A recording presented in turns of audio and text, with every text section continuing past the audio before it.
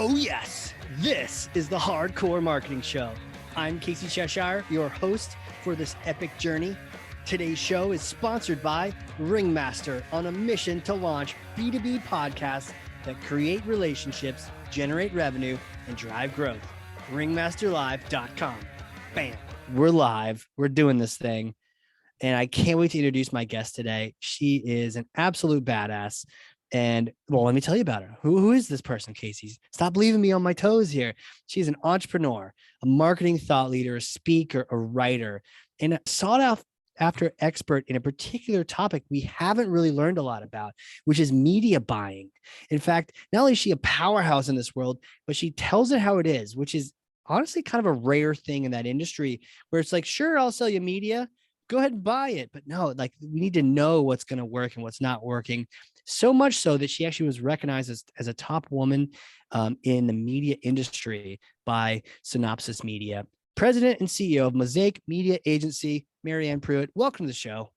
Thanks, Casey, for having me. Man, you make me sound amazing. I will take that badge of honor. Yes. Just clip that, and that could be your wake up alarm clock every day. Ladies I'm all and gentlemen. for it. Yes. Just it'll be my pump up music right there with That's Eye right. of the Tiger, and I'm just ready to go. Yeah, that's right. We can add in some of that music into there, and make it perfect. I'm all for it. So yeah. I'm so excited. So I'm going to stop talking. I want to smash some things here. So I'm going to hand you this thing. It's heavy for me, but I know you're like Alaska tough. So, okay, here we go. Go ahead and grab that. Grab it. I got it. Hammer. Okay, there you go. Wow, that was, you just wielded that like a hatchet. Kind of thing. So we wrestle with bears. That's what you we do, right? you do. We can handle this. So, take Thor's hammer, smash for me some kind of marketing myth, bogus strategy, misconception, set the record straight once and for all.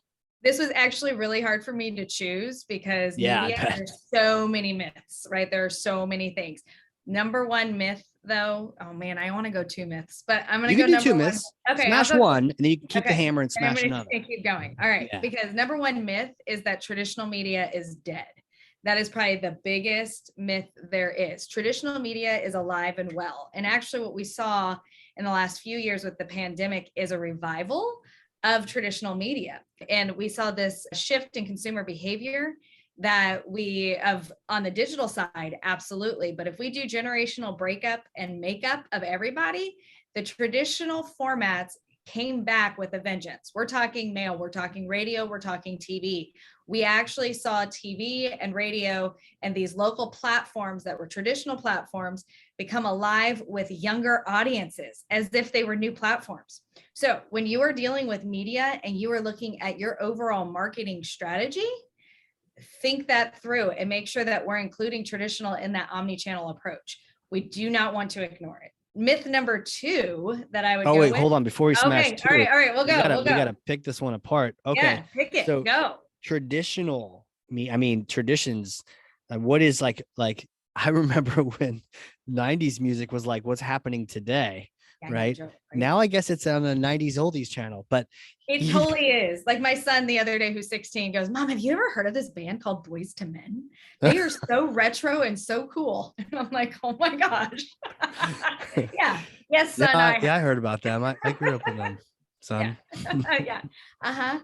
As I start breaking out into the song, he goes, "You know all the words." I do. I really do. Oh, really? Did you like whip out some lyrics for him? Oh, I did. I was like, we jammed on everything Boys to Men for a good hour. Anyway, but with that, knowing, yes, all the formats and all these things, but this generation, this younger generation, and we're talking Gen Zs to young millennials that really truly have only had streaming available.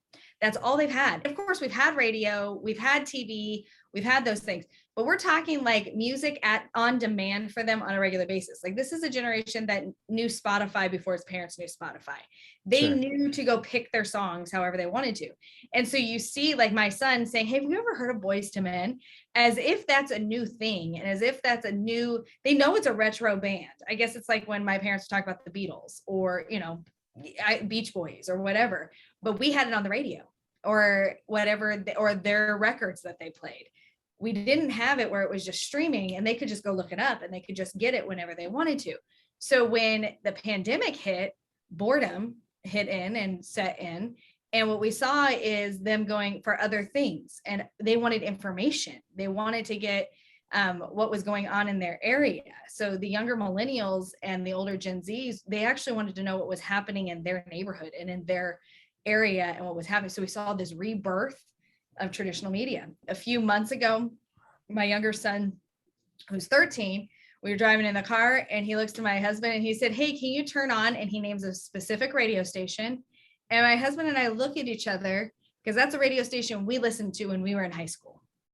And you're looking and you're going, and I said, "Buddy, what made you think of this station?" He's like, "Mom, like, did you know these radio stations, like they play music, and then now they have apps and they have these things." It's like they rediscovered, they knew the apps were there, they knew the streaming was there, but there's an actual radio device that they can listen to.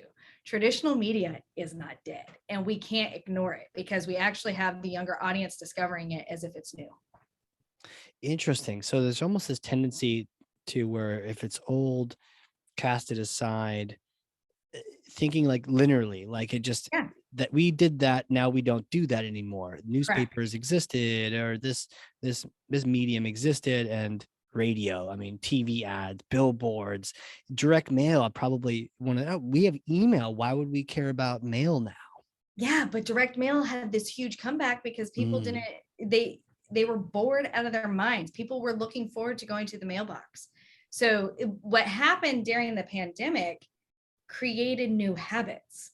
So we can't look at the pandemic and think, okay, oh yeah, no, that was just during the pandemic. No, the older generation, so I'll go a different metric and going into kind of teasing into my next myth, is older generations actually went straight to social platforms and digital platforms, which was an evolution that either was never going to happen or could have taken another 10 to 15 years. But overnight, it transformed it into something totally different. So it's a very interesting dynamic that we as media people and paid media and marketing that we need to be looking at. We need to make sure that this omni-channel approach is more important than it ever has been.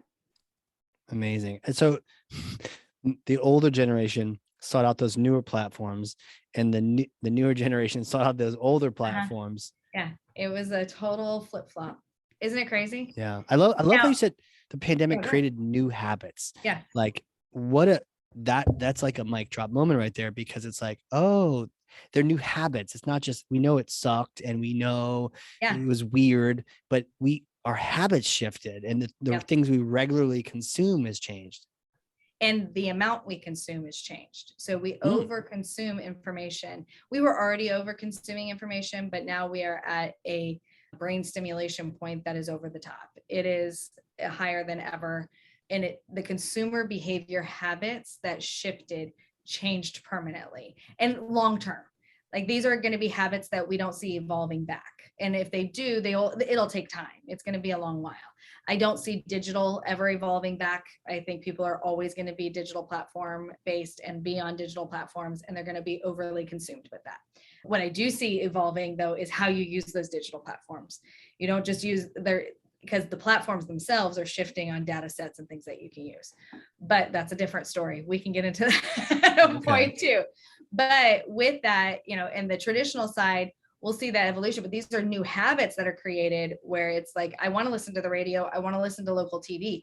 Now, I listen to the radio and I listen to local TV, but I may consume it in a new way. I may consume it on an app. I may consume it on streaming or reading on Facebook or reading online, but local and traditional platforms being consumed in a digital age is extremely important. It's the same data sets. It's the same people. We are reaching ad space wise, we're reaching it the same way. So there's a way to do it and making sure that you have this omni-channel approach for all the above. Love it. Love it. And I think that's a perfect tie into me just saying, okay, I'm in.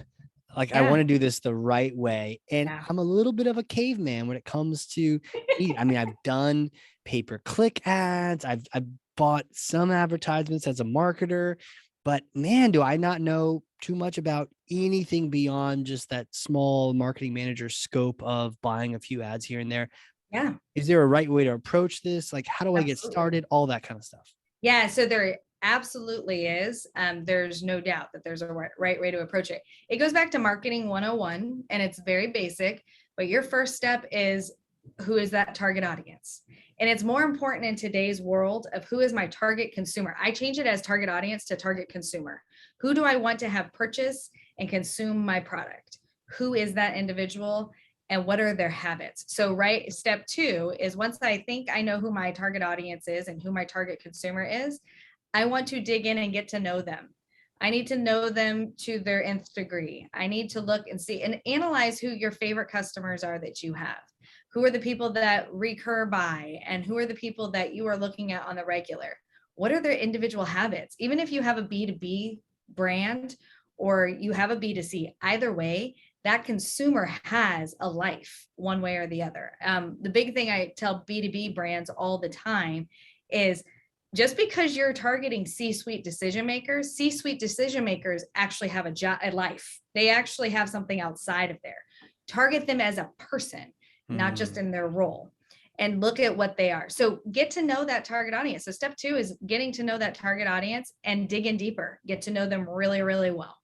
This is great. Can we go back to number 1? I Yeah. literally was having a conversation today about people figuring out their target customer, their target consumer, sometimes their ideal customer profile, whatever you call it. And I had someone that said, you know what, I love to get you that, but I need more time.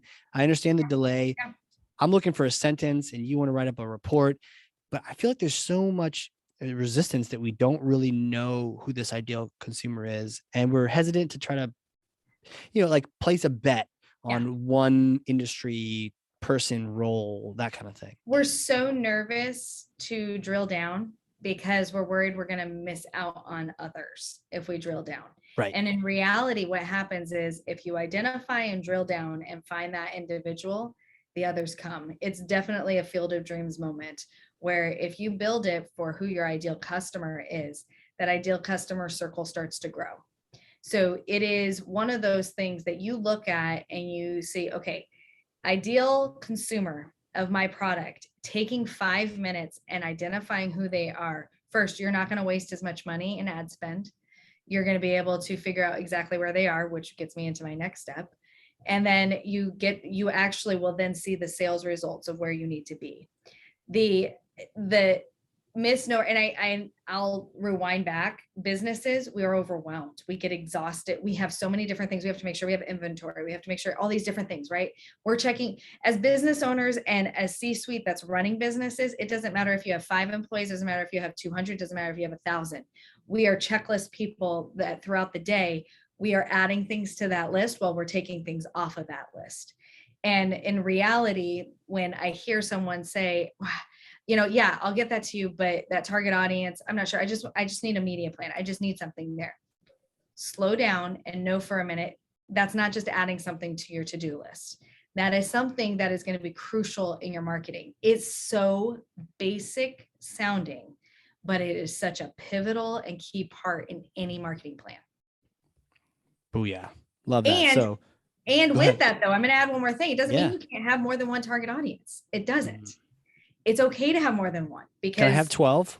You can. At what point am I just doing that? I'm trying to get everyone. Well, it depends on what your budget is too. Like, how much do you want to spend on that? Think about that. So if you have 12, and you have a $20 million budget, okay, let's figure it out. But if it's a national brand or if it's just local, okay, how do you dig that down? But if you sit there and you go, okay, here are my top 5, I'm going to whittle it down to my top 2, because most businesses have smaller budgets. Let me whittle it down to my top 2. And then from there, I'm going to look and see, okay, how do I target these top 2? Where are they and where am I targeting them? And what is the plan built back for that? And when I look at that and I carry through those steps, it's going to become very clear which one I need to start focusing on more and more. And that's like the first step that we as businesses are scared to take, because if I niche down too much, then I'm missing out. There are consumers out there who won't even see me. They'll see you. They'll know who you are. They'll get there. And it's this balance overall that you just have to, it's okay. Don't be scared to niche down. Right. Yeah. Right. Okay. So we do pick that top 1 or 2 or however many, depending on our budget. we get to know them. Do you have some favorite questions? Like how do you get to know them? What are some of the ways you find things out? What are their everyday habits? What's their everyday look like? Is it a woman that's a CEO? Get into very specifics. Does she have kids? Does she drive a certain vehicle? What's her commute like every day? Like getting through these various things of an individual. I like to say it's like dating your consumer. You're getting to know them in a non-creepy way. You're getting to know them. And what would you do? What would you ask on a first date? Those are the types of questions that you're asking about your consumer. You're making some assumptions and things are going to adjust and grow, and you're going to see data sets that are there. But if you know very well that most successful businesses have a more niche target of who they're trying to target and get there and see who they are and get to know them. I love the analogy of the dating Mm-hmm. your consumer.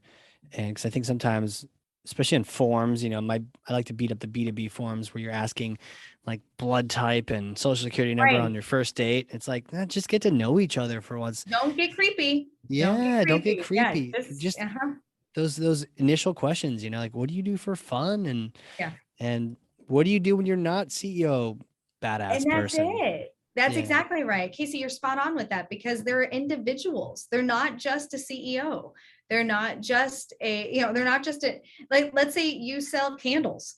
They're not just somebody who is like, they have something else. Like, let's say it's a consumer product and let's say it's not B2B. So let's take B2C for a second. It's a Yeah. consumer product. So let's take that example of, okay, maybe she is C-suite and she has expendable cash.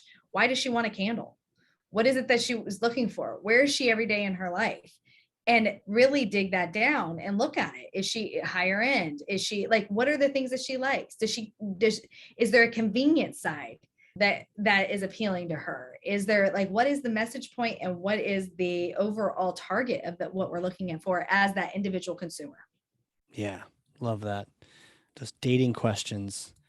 Yeah. Just And not like you said, not the blood type, not the are you a donor, that type of question. You're getting to know them in that top level where then you can dig deeper as you go.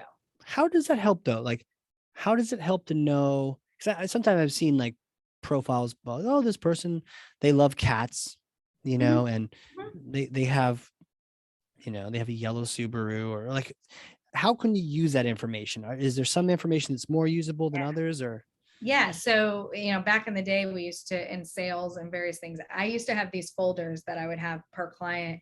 And it was their name. And over the years and over time, I'd collect information on them, like what are their children's names? When are their children's birthdays? Various things, very individualized.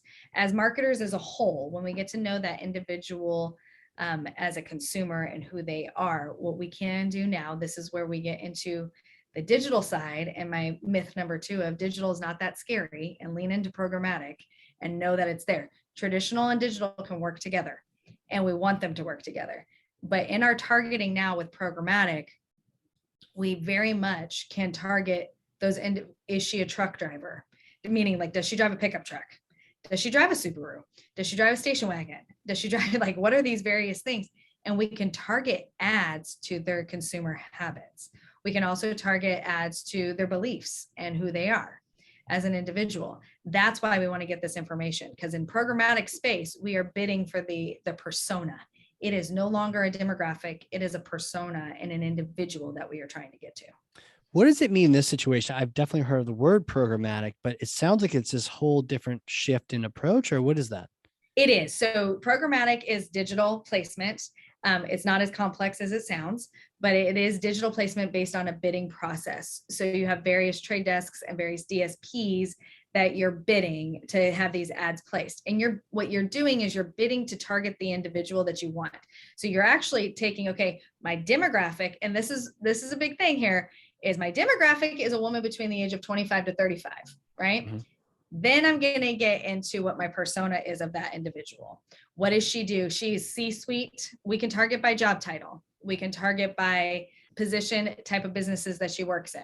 We can target by what loans she's taken out recently. We can target by what car she drives. That's when you start adding in the behavioral layers of who we want. And then then the ads are served where she's consuming, where that generalization of that individual is.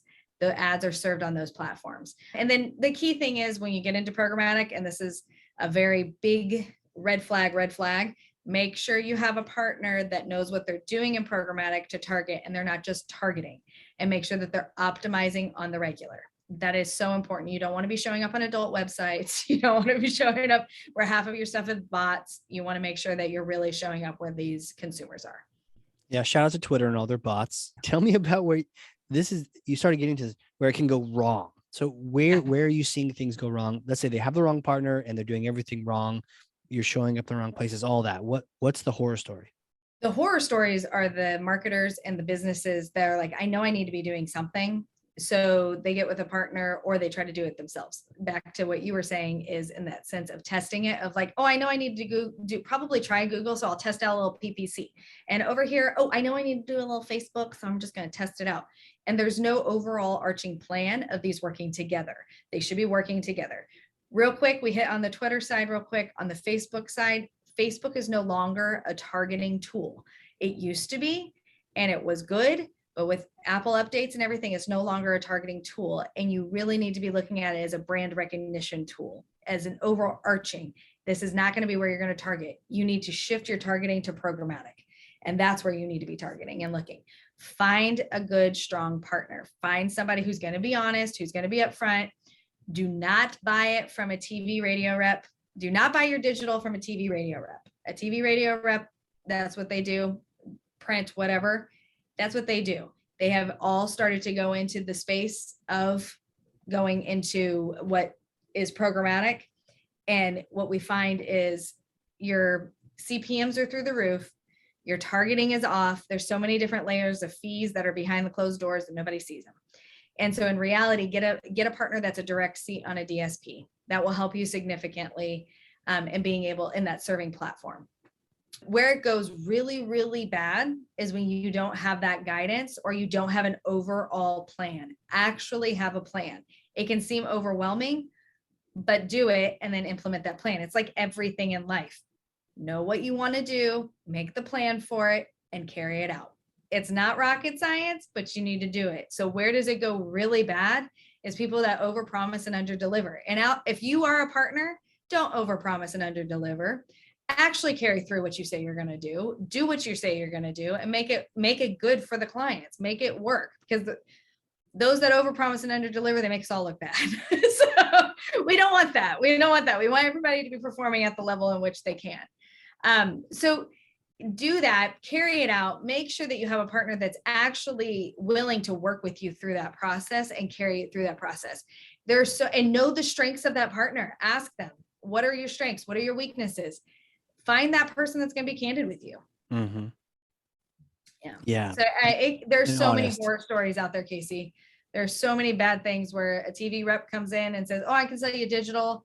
They're not selling you digital. They are selling you TV with add-ons. And that's what it is. And it's not to the same level of if you actually have a digital partner that's helping you with it. And try to find a partner that has experience in both traditional and digital. Try not to split it up if you can. Yeah, I can definitely see how, to someone selling radio ads, everything to them can be solved by radio ads. And so you Exactly. need someone with just a little bit more of a broad view to be able to tell the truth. And there's nothing wrong with that. They're salespeople. They're selling their product. Yeah. I get it. And I started this whole podcast by saying traditional is not dead. That's true. And that's great. But it's okay to ask for the help and find a partner to help you in it. Mm-hmm. That is okay. That is 100% okay. Right. Yeah. Right. That makes sense. Well, my next question really is like, who are you? How do you know all these things? Can you take me back in time to like little Mary Ann days? What was it like growing up you? Did you know you're going to be an entrepreneur, crushing things, partner du jour, like all these things? Take me back in time. I think, who am I? I often laugh at that because I think of little Mary Ann, who truly was lemonade stand at 4 years old type of. Did you really? I really was. I was that kid where I was like, I'm going to sell whatever. Like I remember I had a cousin who wanted my little orphan Annie wallet. I think I was 5. And I said, okay, how much you want to pay me for it? I've always been like, I've had that entrepreneurial spirit and I've always had that type of attitude of it, where you can build something, and building something is amazing, and being able to have multiple businesses and being able to do things across the board. But at the end of the day, I'm a big nerd, and that is what it all boils down to. And, power to the nerds. I'm all about it. And I tell my kids all the time, nerds grow up to be great spouses. And I'm all for it. Like, I'm okay with that. And really, truly, I fell in love with media and marketing at such an early age.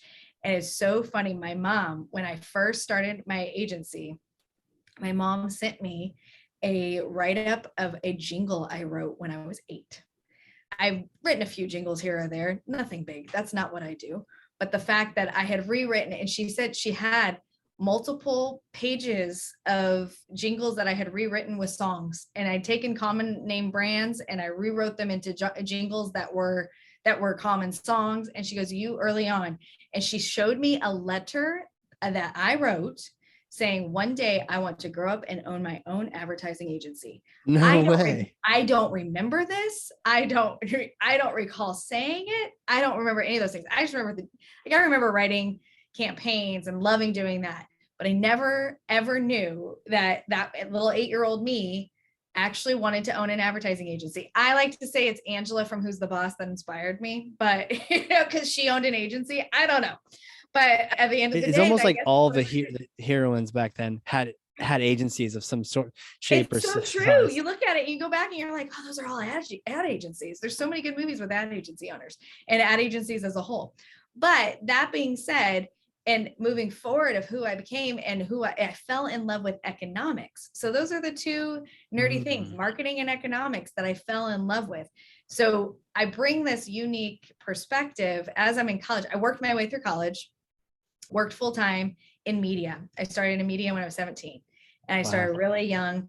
And now, all these. What was that first media gig? Was that like radio? So I started behind the scenes doing a lot of things, actually working in would have been graphic design at the time, which is still sketching, because we had to scan everything in. It wasn't digital yet. And then I got into TV, like small town TV station, and then eventually made it to a big network, and then eventually into radio. Ended up working for the largest media firms in the world, and actually took that side of it, and then eventually became an agency owner. And when I did my degree in ended up getting a double major in economics and marketing. Just fell in love with how the two of them can actually work together. And that's where I fell in love with media, was because the data of economics and the feel and the planning and the strategy of marketing coming together in one world is amazing, because data will always tell you a story. Everything will tell you a story there. I mean, when you marry that with marketing together, it's this amazing story for every brand. It doesn't matter. There's always a story there of what you can do for strategy. Yeah, that combination of being able to be creative and then not just going out in the ether and hoping that it works, but being able to measure things later and know if you were correct, and if you were great, celebrate. If you weren't, do something different, but not just hoping. Yep, that's exactly right. And when you look at it and you say, okay, marketing and economics together, like you said, it's that creative side. Media can be very creative. I'm not just talking about your ad. That's not what I'm talking about. I'm talking about how you are strategically targeting. You have to be creative in how you're doing that. And that combination of the two is it's absolutely incredible to think about. I love that. Fantastic. Yeah. It's now you, like, with your agency now, who is your number one? Who have you identified are your number one target consumers? We work a lot with ad agencies, actually. So we offset and carry their media. That's a huge piece of who we work with. So the two target clients that we work with is ad agencies directly, where either we are your media department, or we offload what your media department can't carry, or where your strengths aren't, we help fill in those gaps. And we then work directly with brands, with their CMOs, within their in-house marketing team. So those are the two target areas that we primarily focus, and that's what we've grown our business on. And I'll tell you, I preach this niche constantly and know your audience well, because I can tell you from my own business and from who I am, target, get to know your customer, get to know who they are. But that is who we work with primarily, is knowing who are the in-house marketing team and then the ad agencies. That's who we work with. Love that. So now I'm going to challenge you even further because you brought it up. So brands with CMOs. Okay. What kind of cars do these CMOs drive? Okay. All right. Actually, they vary, but what do they drive? You would think Mercedes and various things. The highest of the CMOs actually are a lot down to earth people, believe it or not, even in these huge companies. So a lot of times they are, depending on their age group, but within our sweet spot, they're usually an SUV that they're driving. They're usually driving somewhere. It's not over the top fancy, but it's not down on the bottom. So it's like right in that middle range of price range, which is another way of targeting is price range, not just by brands, and knowing that they have that's who they are. Most of them are parents. We work with both male and female. We are a little heavy. Well, I guess it's probably about 50-50. Actually, we at one point were a little bit heavier in the female space, but now I think it's about 50-50. And yeah, they definitely have that broad range of who they are, but they have their life outside. Totally get it. What color car are they most likely to drive? Okay, now you're really testing me, Casey. I don't know that I don't know if I've gotten that deep into it. I know our team targets that way, but I don't know if I would say blue. How about that? Let's go with blue. Yeah, see, I would be fascinated. That's my favorite color car, right? Blue. See, mine's red, but I had to work to eventually get to the red. But yeah, I'd be curious though, because I always feel like, there's the colorful cars and then there's like the cars. Just a car, right? Yeah, like that silver gray car. Yeah. I say blue. I have a blue and I have a red SUV. Okay. So I have two. Like, I guess I'm kind of describing myself. See, I've got the red SUV as well. Okay. And it's a Jeep, and most I do too. I have a red Jeep. Red Jeep. See, I like waving at people, right? Yes. Yeah. The Jeep wave. Nobody else has that, right? That's Nobody. So true. It's like, yep. I wave at people all the time, Casey. Yeah. I'm telling you, it's true. See, that makes sense. It's a thing. So I would be curious to know if later on, I bet now the seed is planted. Oh, it's totally planted. I'm going to start paying attention. I'm more to pay attention to the characteristic traits of, do they have kids? Do they, what type, what's the size of the company? Those types of, how many employees do they have? But now I'm going to sit there and think about even further, what color car are you driving? So your list was all the actionable things you should be thinking about. Mine is just your list was not, but that's okay. I'm like, now here's the question. Have you heard of the ducking?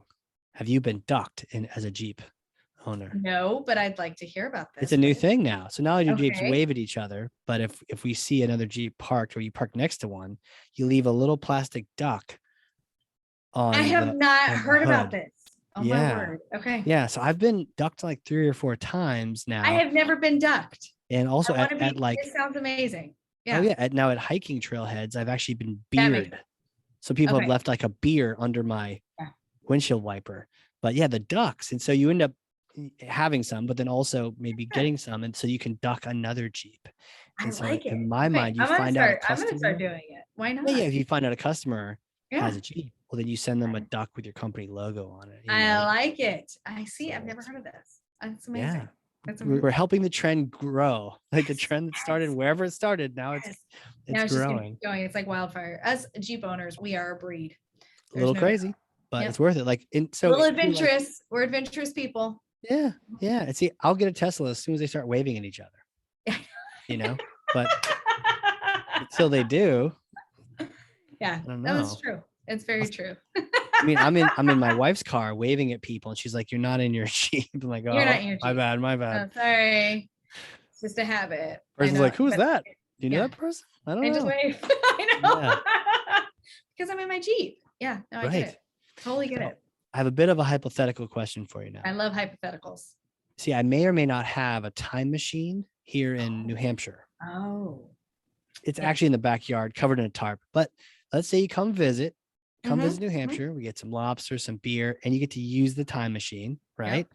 It's a particular kind of time machine, though, because it goes back in time to 4 days after graduating with that marketing economics degree. And you get to meet that Mary Ann. Yep.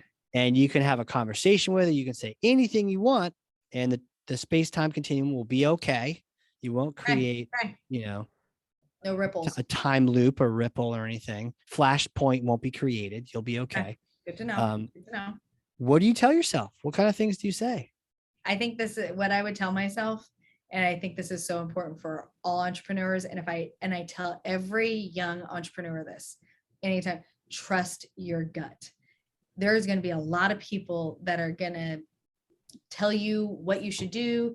They're going to try to scam you into things, that are going to try to pull you into events. They're going to try to pull you into businesses. They're going to try to pull you into whatever. And you're going to be eager and you're going to want to do it. And you're going to want to be like, this is my path to success. And I'm so afraid to say no to something because what if it's the next Chick-fil-A? What if it's the next whatever?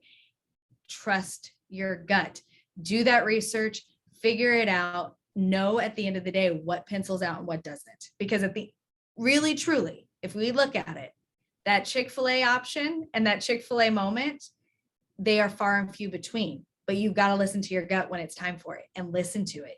And when it happens, you will know. Trust yourself. Trust yourself. Trust the faith that you have in yourself. Trust and know that intuition that you have. And it is okay. Don't be afraid. Just go for it. So that is the biggest thing. And I say it anytime I possibly can to any young entrepreneur.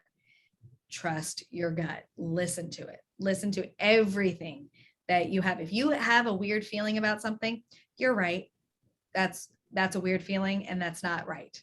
If you have a red flag and don't ignore it, call it out. Be direct, be upfront, know who you are. Don't worry about what others think and just keep going forward. It sounds like you're feeding that gut too. You said do the research. At the end of the day, know what pencils out. Absolutely. So you're not just letting your gut just fly around and good luck, gut. You're like, I'm giving you whatever I can give you. Yes. Do that research. Find out what's going on. Find out if somebody wants to come and get into business with you, find out who they actually are. Meet their family. Get to know who they are as an individual. Get to know what their past practices have been. Don't go into business with somebody without checking references. I mean, I'm serious. Like it's things like that. Do the research. Find out. Don't go into everything blindly. But at the same time, trust it. If there's red flags for you, make sure that you're fulfilling whatever it is that red flag is to answer the question that your gut has. It's okay. And I'm going to tell you, nerves and gut are two totally different things. You will be nervous going into some business opportunities. I promise you. It's when your gut's going, something's not right. Something's not right. I'm not sure what it is. Trust that. Know that. It's okay to say no. It's okay to turn down an opportunity. And then tell me about that. Tell me about the nerves versus gut though, because that's tricky. All of us are nervous no matter what, or all of us, when you're taking any kind of risk, you're going to have a moment of, oh my gosh, did I just do this? Yeah. What am I doing? But when it's fueled with excitement and when it's fueled with, you can't sleep at night because you can't wait to launch this, or you are so excited to wake up and do that, you figured out where you're going. That's one thing. That's nerves. That's adrenaline. Slow that down enough to ask your gut if there's anything negative in it that are red flags that you're ignoring. Don't ignore the red flags. Oh, I love that. And dig deeper on those red flags. It's totally fine. And honestly, if you do say yes to something and later on there's a red flag, here's the next thing I tell myself, it's going to work out. It's going to be okay. I promise. Everything, there's never a, oh my gosh, it's the end of the world. It will work out. Everything works out. Yeah, that's really huge because otherwise you can just cycle around. Spiral all day long and you'll never get anything done. It's okay. So, related story, I went hiking by myself outside of Anchorage on a business trip. And I had these little things going, should I be doing this? Does anyone know I'm actually here? And are there random bears out there? They're going to eat me. Did you lose cell coverage?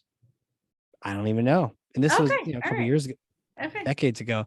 And so thankfully I ran into a bunch of German tourists who were like hiking as well. I'm like, I'm going to hike with you guys if that's cool. And they're like, yeah. And I'm thinking, which one of these guys can I outrun?